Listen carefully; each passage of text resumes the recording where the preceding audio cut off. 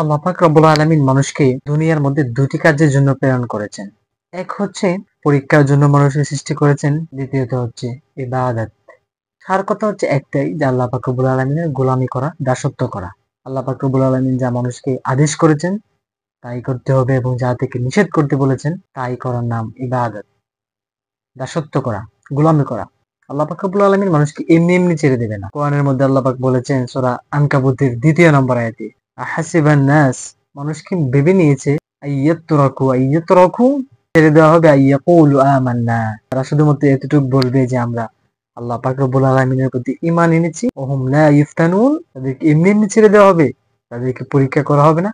এরপরে আয়াতে আল্লাহ পাক বলতেছেন তাদের পূর্ববর্তী যারা ছিল তাদের সকলকেই পরীক্ষা করে নেওয়া হয়েছে, যে কারা সত্যবাদী ছিল তাদের এই কথার উপরে যে আমরা ঈমান এনেছি, এবং কারা মিথ্যাবাদী ছিল। আল্লাহ পাক রব্বুল আলামিন তাদেরকে পরীক্ষা নিয়েছেন, জাস্টিফাই করে নিয়েছেন যে কারা সঠিক পথে ছিল।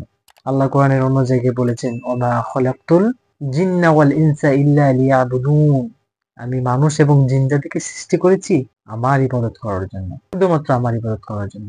একজন ছাত্র পড়ালেখা না করে, পরীক্ষা না দিয়ে একটা প্রতিষ্ঠানে গিয়ে যদি বলে আমাকে একটা সার্টিফিকেট দিন, আমাকে 5 নাম্বার বা A+ গ্রেডের একটা সার্টিফিকেট দিন, এটা যেভাবে কাল্পনিক, ঠিক ওইরকম ভাবে একজন মানুষকে পরীক্ষা না দিয়ে, ইবাদত না করে তার জন্য ভালো একটা সার্টিফিকেট আসা যাবে, তাদের জন্য বোকামি ছাড়া আর কিছু নয়।